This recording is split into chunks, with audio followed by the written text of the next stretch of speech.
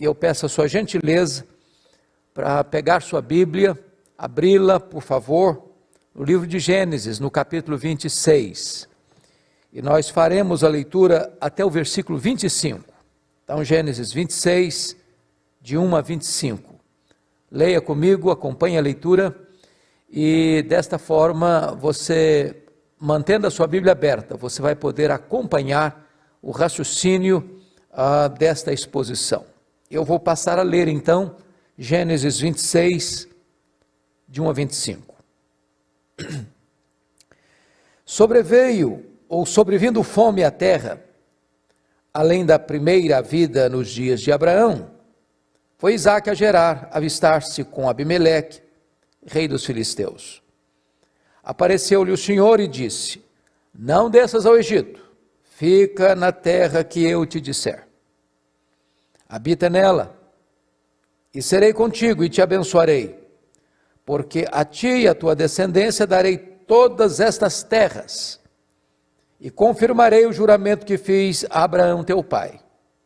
Multiplicarei a tua descendência como as estrelas dos céus, e lhe darei todas as terras.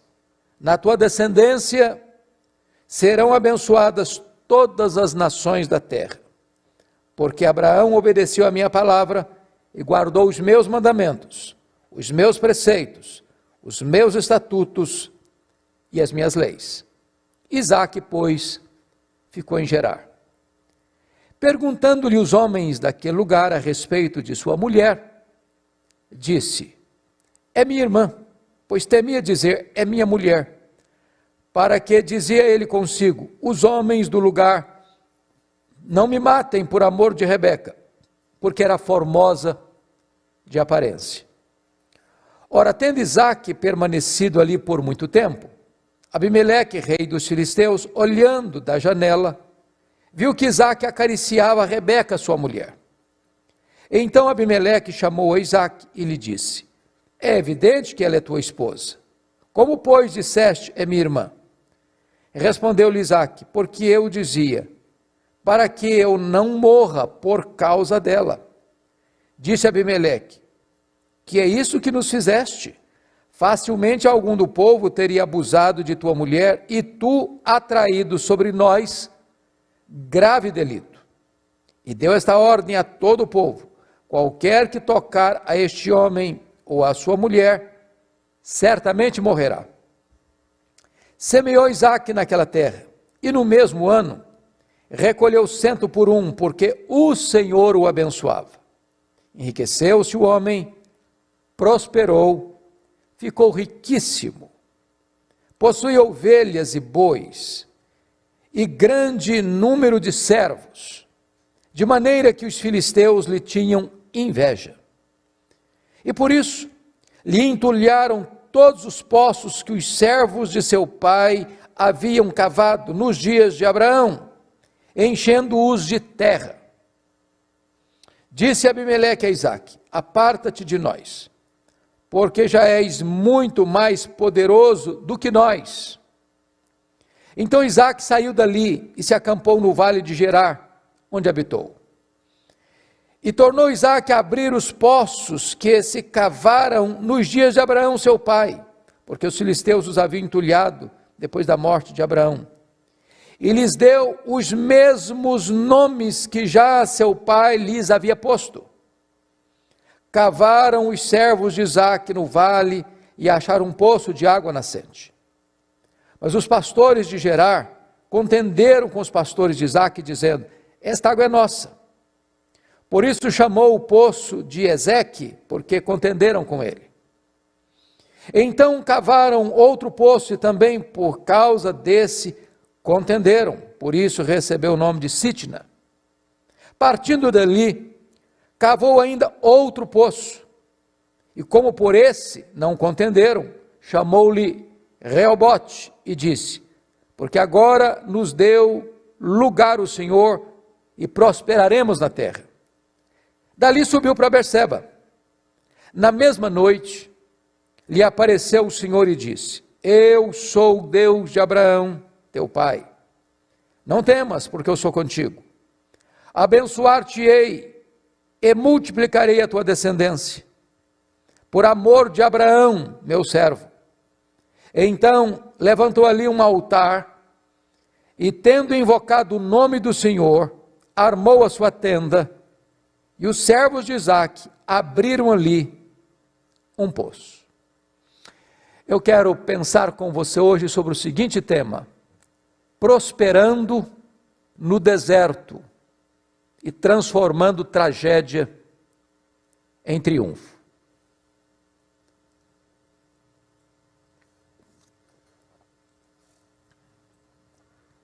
Isaque está enfrentando uma crise, uma grande crise. A crise que Isaque está enfrentando é que a fome está assolando a terra. Naquela conjuntura em que Isaque vivia, diferente da nossa, não bastava apenas ter dinheiro, moeda, porque quando a fome assolava, isso significava o seguinte: a terra não está produzindo, a seca é implacável, a chuva não vem, a região é desértica. Não havendo chuva, não tem colheita. Não havendo chuva, a seca sendo severa, os pastos secam, os rebanhos não têm como sobreviver. E então a pobreza é instalada e a fome vem de carona nessa crise. Talvez você hoje veja um cenário um pouco parecido, onde esta pandemia traz na sua esteira uma das mais graves crises econômicas da nossa história. Empresas robustas estão quebrando, pequenas empresas fechando as portas, gente estabilizada na sua empresa ficando desempregado, comerciantes pequenos achando que não podem mais reabrir os seus empreendimentos. E certamente, como tem se alertado fartamente nesse país, a fome vem de carona nessa crise para assolar a terra. Então este é o panorama, este é o cenário, esta é a conjuntura em que Isaque está vivendo. Daqui então eu quero tirar algumas lições. E a primeira delas é que você precisa seguir as orientações de Deus, em vez de fugir na hora da crise. É claro que Isaque, ao perceber que a fome chegou na sua terra, ele vai procurar, diz a Bíblia, Abimeleque, rei dos filisteus, em Gerar.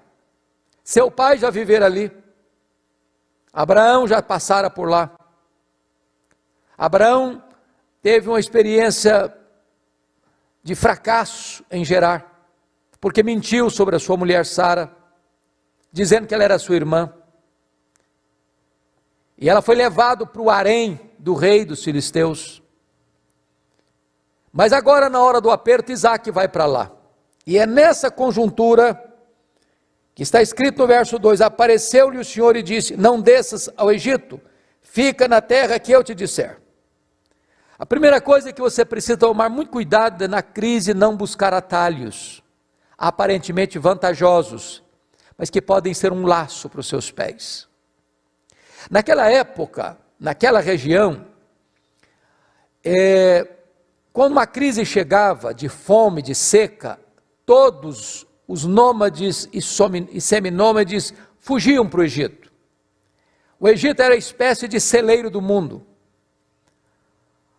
O Nilo era certamente a condição de oferecer alimento para o mundo na hora da crise, porque mesmo que a seca fosse severa, o Nilo rasgava as entranhas do deserto, esparramava suas águas, e isso produzia fartura, comida, celeiros cheios. E Isaque é tentado ir para lá. E Deus diz: não desça ao Egito. Lá no Egito, conforme relata o capítulo 13 de Gênesis, Abraão foi para lá. E diz a Escritura, no capítulo 12, aliás, versículos 10 a 20, que Abraão sofre um golpe muito grande ali. Seu pai, Abraão, tinha mentido acerca da sua mulher, com medo de que fosse morto. E Sara é levada ao harém do faraó. E não fora a intervenção de Deus, e as promessas da aliança estariam comprometidas pelo medo de Abraão. Depois, Abraão recebe muito dinheiro, muitos presentes por causa de Sara, porque eles não sabem que Sara é mulher de Abraão, pensaram que ela era irmã dele, e então cumulam Abraão de presentes, de servos e de servas. E aqueles presentes que Abraão recebe foram a causa da separação entre ele e Ló mais tarde, e depois, uma das maiores tragédias na família de Abraão, que foi uma dessas servas que ele recebe de presente no Egito, chamada Agar, vai ser mulher de Ismael, e que vai trazer tantas dores e angústias para o coração de Abraão e para a história da humanidade. Deus disse então para Isaac: não desças ao Egito, não busque atalhos na crise, não transija com seus valores na crise. Depois, é importante dizer que na crise você tem que tirar os olhos das circunstâncias e colocá-los nas promessas de Deus. Veja comigo o que Deus disse para ele, no versos 3, 4 e 5. Deus disse: não desças do Egito, fica na terra, habita nela, eu serei contigo e te abençoarei. E Deus então repete para Isaac as mesmas promessas que dera a Abraão, seu pai. Ou seja, você e eu não andamos pela vista, você e eu andamos pelas promessas, pela fé nas promessas. Você recebe as promessas de Deus, não é quando você busca os atalhos, você recebe as promessas de Deus, é quando você anda em obediência a Deus. Deus não tem nenhum compromisso com as nossas loucuras, Deus não tem nenhum compromisso com as nossas escolhas erradas, Deus não tem nenhum compromisso em cumprir a sua palavra a nós, quando nós estamos numa rota de desobediência. Mas se você não olhar a circunstância e a despeito da crise, você honrar a Deus, obedecer a Deus, então Deus renova a você as suas promessas, as suas bênçãos. E Deus então promete a Isaac novamente algumas coisas. Primeiro, presença. Segundo, bênção. Terceiro, descendência numerosa. Quarto, descendência multiplicada. E mais do que isso, descendência abençoada. Então tudo aquilo que Deus prometer a Abraão, Deus repete agora para Isaac. Não olhe para as circunstâncias, Isaac, olha para as minhas promessas. E finalmente, na crise, é preciso obedecer a Deus sem racionalizações. Olha comigo o versículo 6. Isaac, pois, ficou em Gerar. Então preste bem atenção nisso. Gerar era a região onde estava a sede do governo dos filisteus. Abimeleque não é um nome de um rei, é um título do rei. Mesmo título, por exemplo, para Faraó do Egito, Abimeleque era o título do rei dos filisteus. E você percebe que há muitos anos, quando Abraão passou por lá, o rei era chamado também de Abimeleque. Não é a mesma pessoa, mas é o rei que recebe o mesmo título. Então Deus diz para ele: olha, fica, e ele ficou. Deus dá uma ordem, e ele não tenta se justificar, ele não tenta driblar a sua consciência, ele não tenta fazer provisão para a desobediência, ele obedece prontamente a Deus sem racionalizações. Pois bem, segunda lição que eu quero tirar aqui com você, é que na crise, você e eu não podemos transigir com os absolutos de Deus. Olha comigo os versos 7 a 11. Quando então ele vai para Gerar, ele comete o mesmo erro que o seu pai cometeu há tantos anos no passado. Esses homens tinham uma bênção.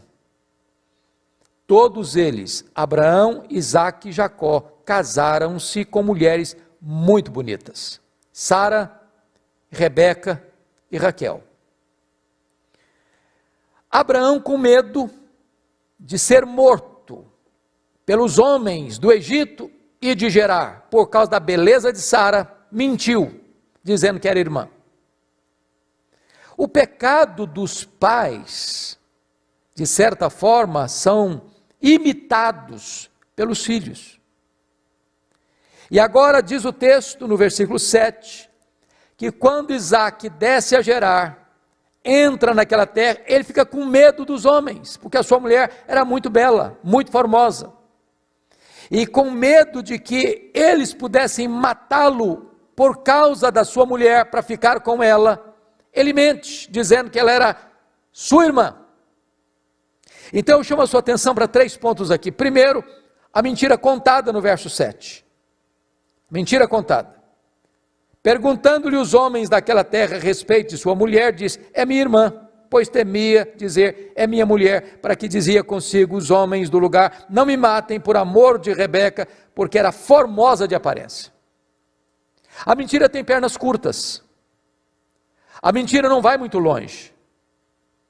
E então, a mentira contada em segundo lugar, vai ser mentira descoberta. Olha comigo o versículo 8. Ora, tendo Isaque permanecido ali muito tempo, ou por muito tempo, Abimeleque, rei dos filisteus, olhando da janela, viu que Isaque acariciava a Rebeca, sua mulher. Então, a máscara caiu. A mentira tornou-se exposta, descoberta. Então, o homem de Deus passa a se tornar mentiroso.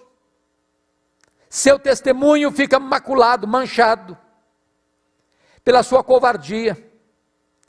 Porque não é um pecado de mentira, é um pecado de egoísmo. Ele está usando a sua mulher para se blindar. O amor do marido pela mulher tem que ser um amor sacrificial.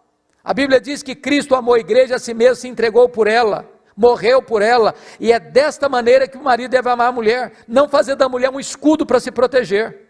Então ele foi covarde, ele foi egoísta, ele colocou a sua mulher na vitrine, ele usou um atributo da sua mulher, a sua beleza, como um escudo para ele, para que ele não fosse morto. Faltou-lhe amor à sua mulher, porque no amor não tem medo, o amor lança fora todo medo.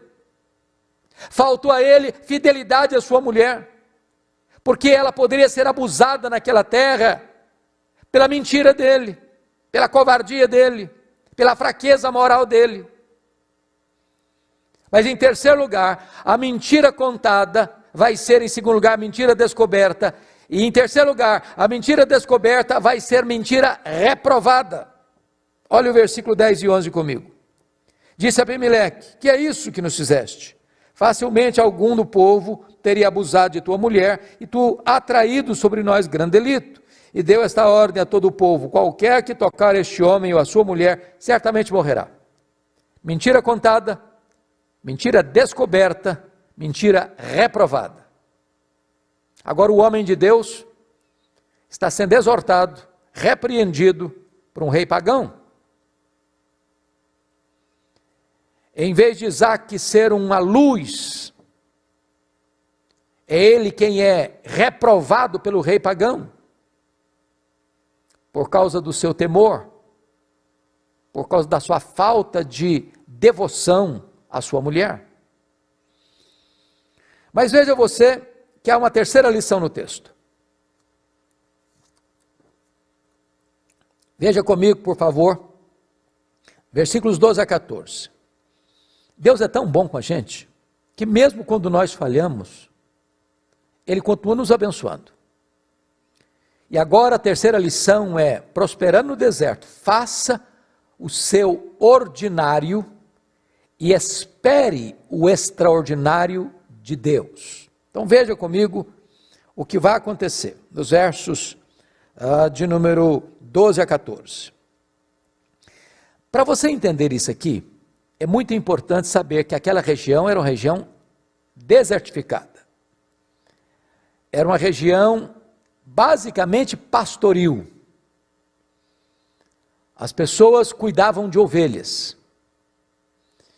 E Isaac, ao ir para Gerar, ele leva consigo uma espécie de expertise, de especialização, porque para sobreviver e prosperar no deserto, você tem que ter criatividade.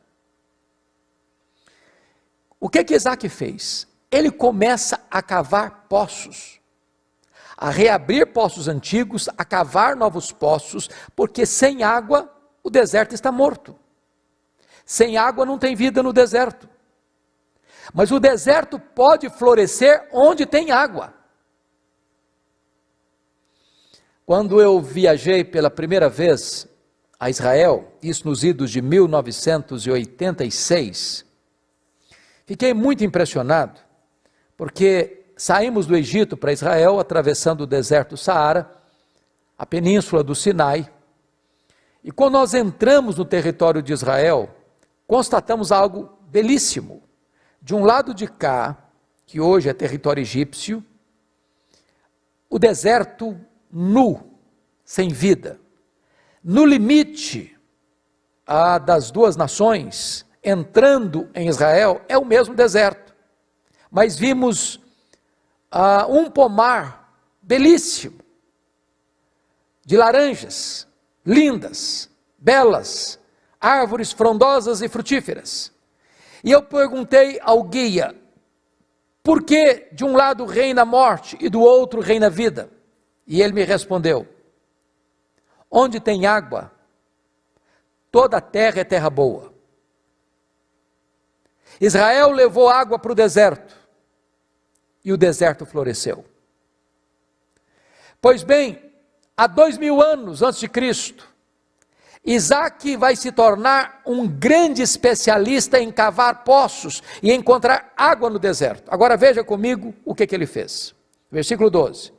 Semeou Isaac naquela terra. Isso é o ordinário. Isso é o que você pode fazer. Isso é o que está na sua responsabilidade de fazer. E numa hora em que o Brasil vai viver uma crise, talvez os empresários, talvez os comerciantes, talvez os de livre iniciativa, talvez os empregados, talvez todos nós vamos ter que repaginar nossa vida, nossos métodos. Talvez todos nós vamos precisar buscar alguma especialização, alguma expertise, porque a crise sempre foi momento de criatividade. Por exemplo, a medicina avançou profundamente, de forma magnífica, exatamente quando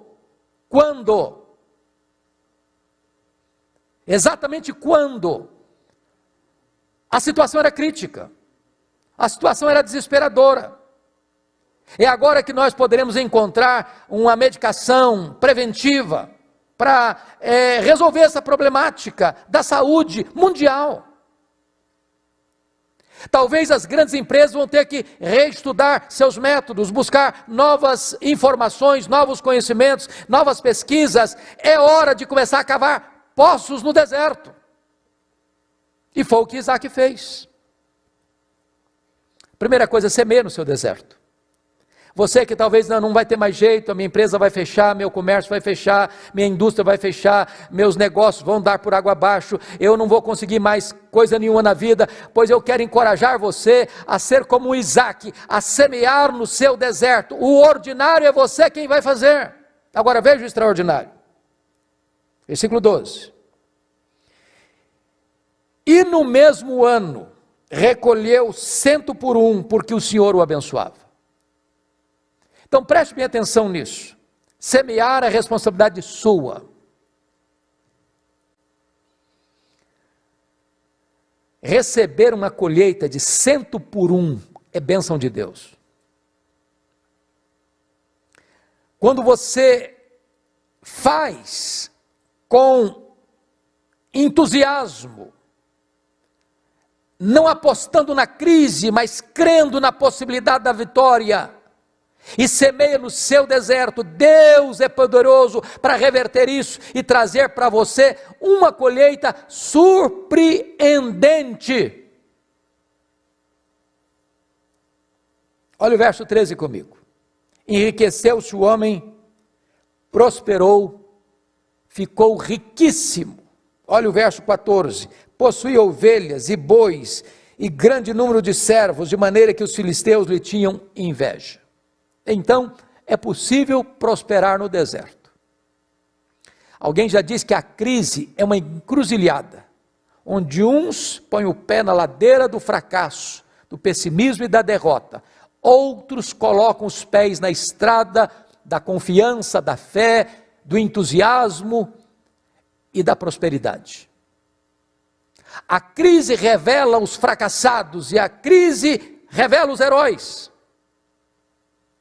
Talvez alguém dissesse para Isaac: ô Isaac, aqui não adianta semear, você vai perder tempo, você vai perder semente. Você não está vendo que nós estamos vivendo uma crise? Você não está vendo que é um período de seca? Você não está vendo que a fome está assolando o mundo? Você não está vendo que esse deserto não vai prosperar, que outras pessoas já tentaram e não conseguiram? Os arautos do caos estão por aí, os profetas do pessimismo estão por aí, os que fazem provisão para o fracasso estão por aí. Mas eu quero encorajar você a semear no seu deserto.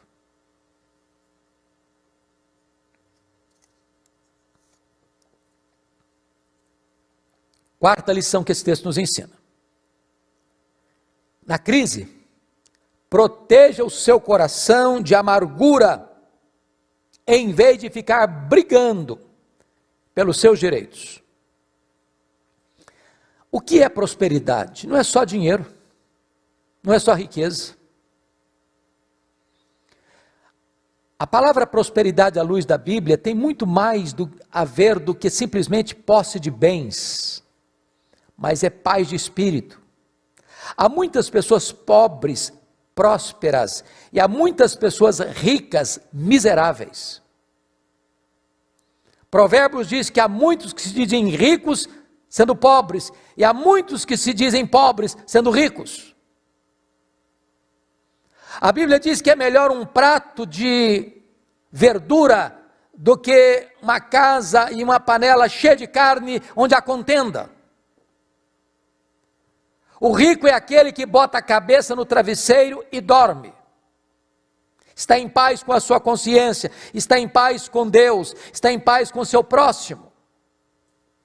A riqueza adquirida em cima de brigas, de contendas, de mazelas relacionais, ela pode trazer muitos proventos e recursos para suas mãos, mas vai arruinar a sua alma, vai destruir as suas emoções, vai afundar você num poço de amargura.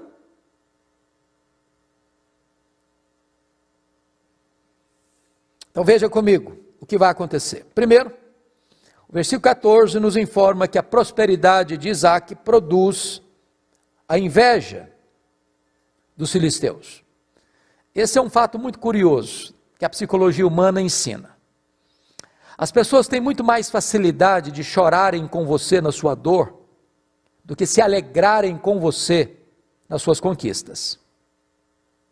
O que incomoda os seus inimigos não são suas virtudes, não são seus defeitos, são suas virtudes.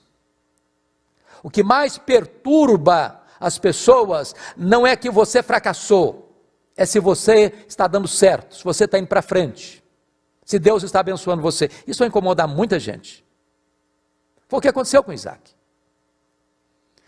Segunda coisa que eu chamo a sua atenção é que isso produz suspeição e rejeição de Abimeleque. Olha comigo.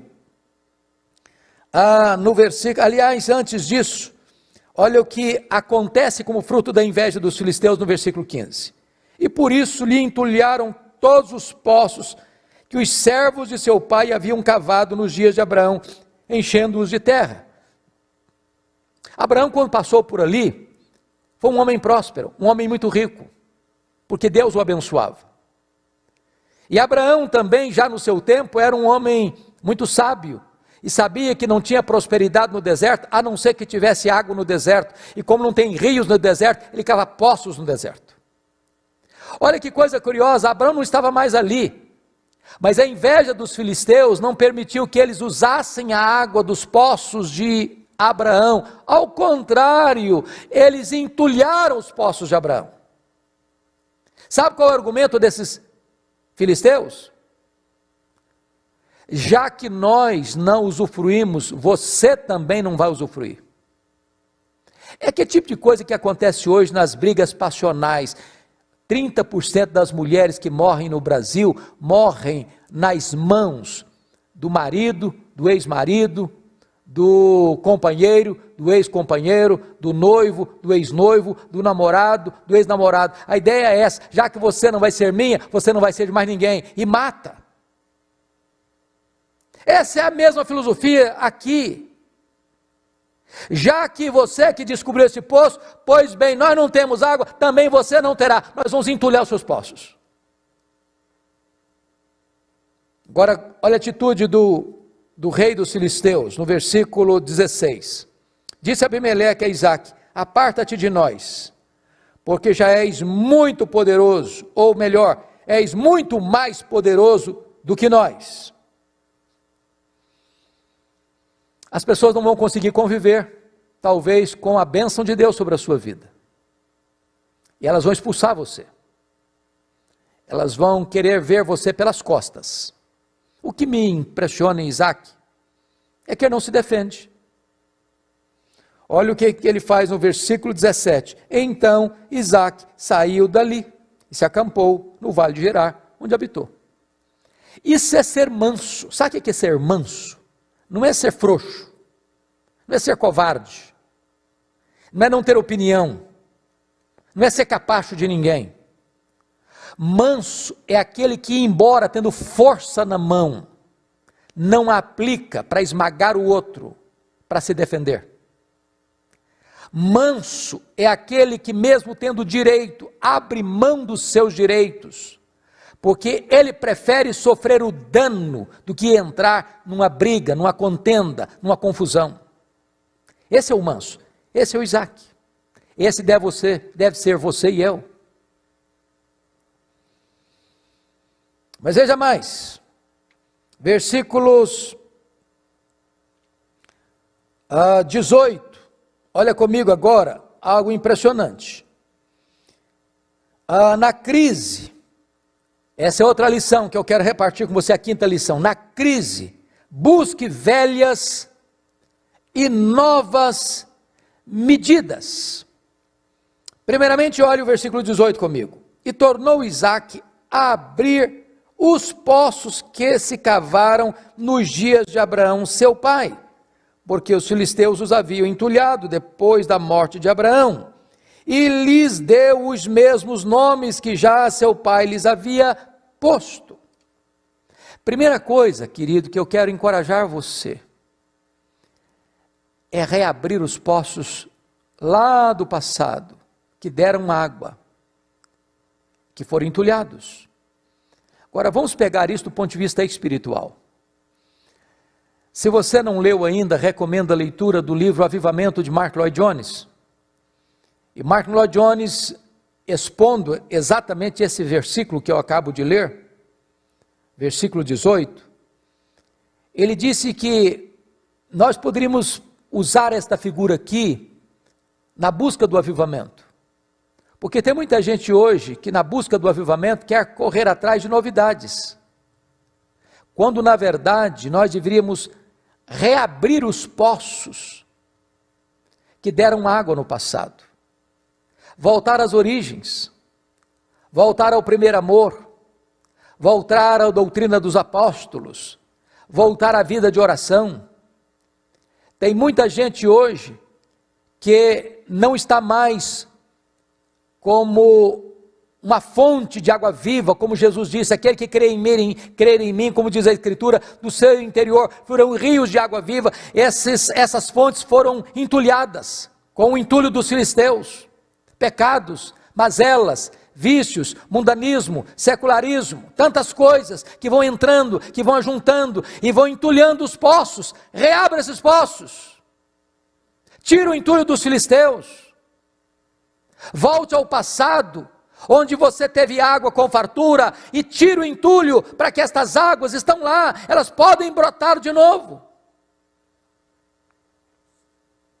Segunda coisa, veja comigo o verso 19. Cavaram os servos de Isaque no vale e acharam um poço de água nascente. O que é que esse texto está nos ensinando? Não basta você apenas viver das vitórias do passado. Você precisa ser dinâmico e cavar novos poços.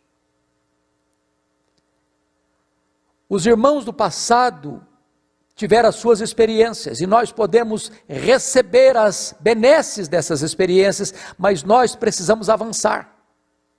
O cristão não é aquele que fica olhando na lente do retrovisor para trás, para as vitórias do ontem, para os poços que foram abertos ontem e que jorraram água ontem. Esses poços têm que ser reabertos, mas novos poços podem e devem ser cavados. Temos que ter criatividade para dar respostas à nossa geração.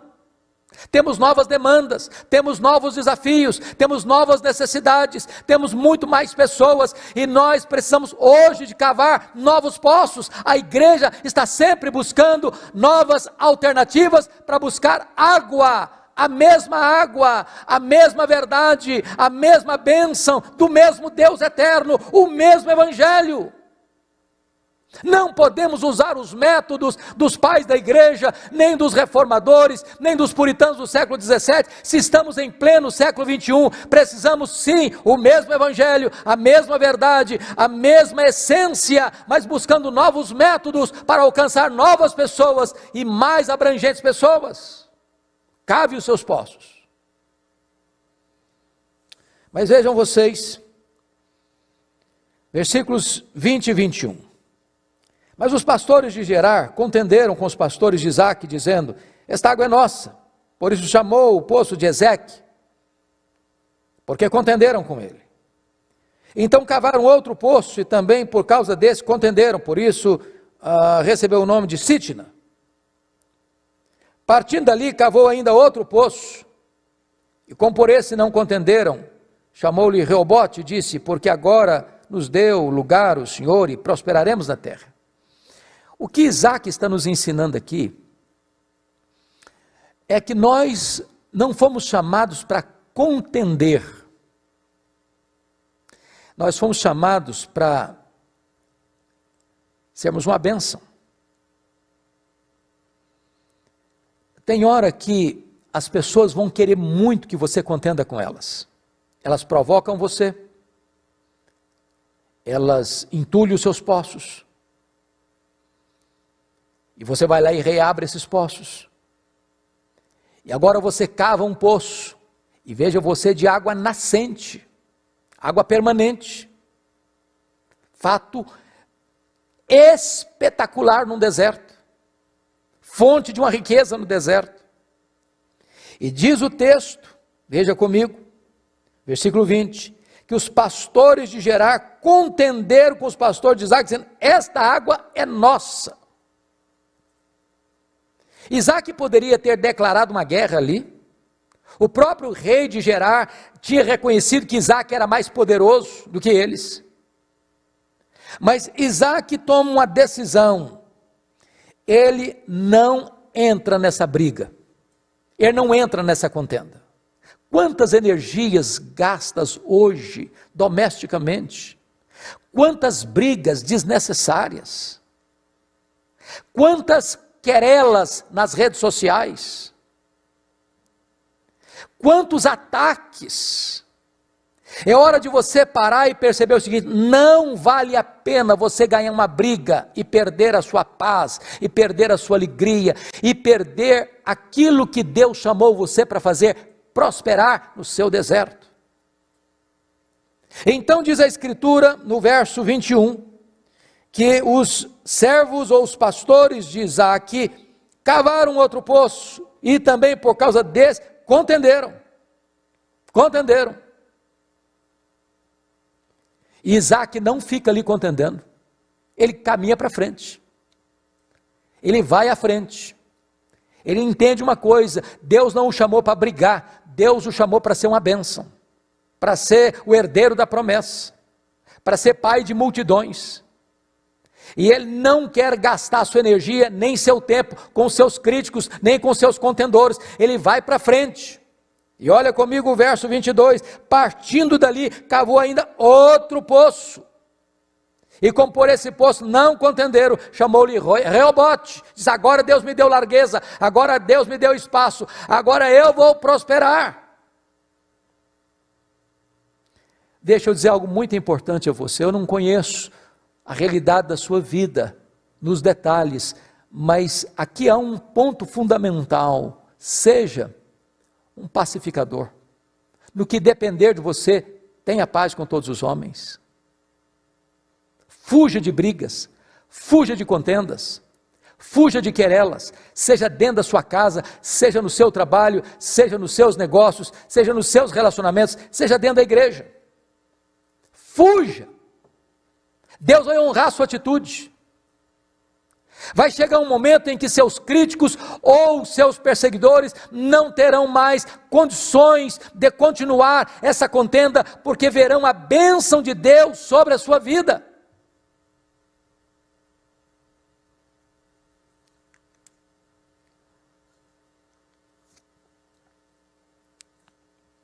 Então, eu gostaria de concluir,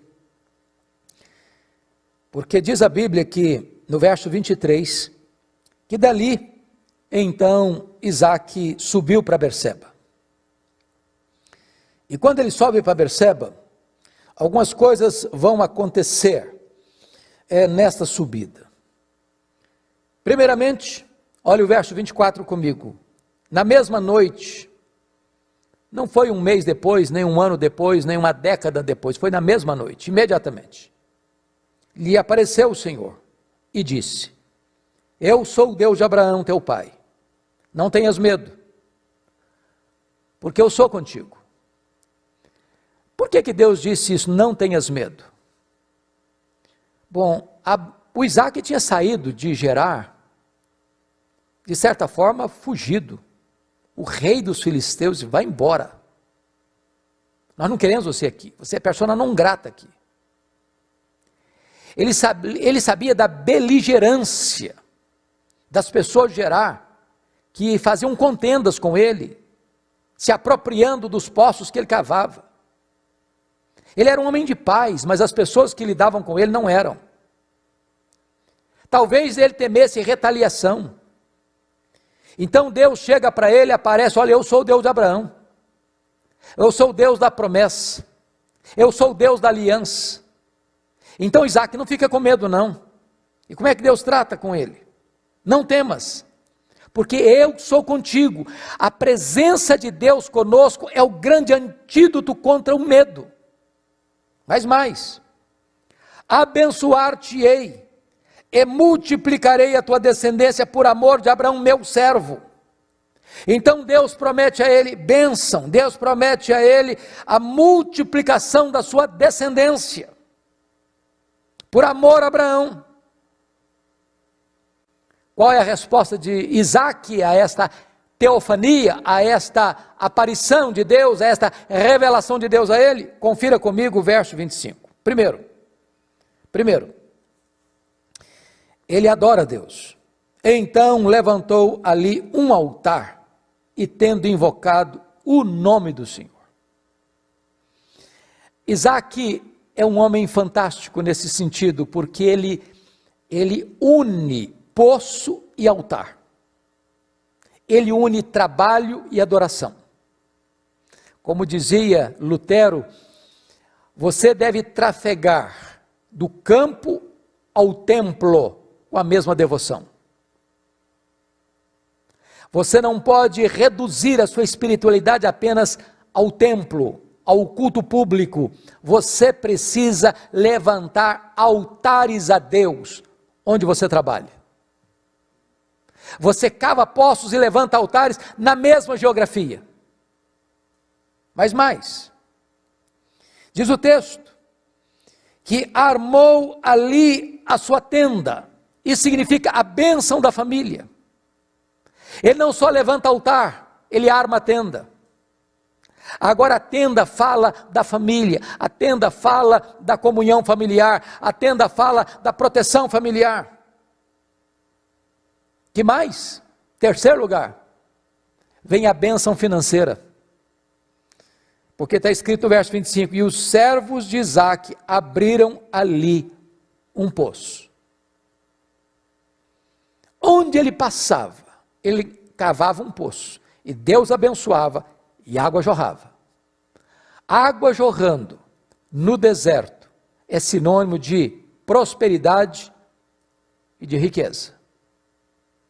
Ele fazia isso pela fé, porque Deus havia dito para ele, fique em Gerar, eu vou abençoar você, eu vou cuidar de você, eu vou proteger você.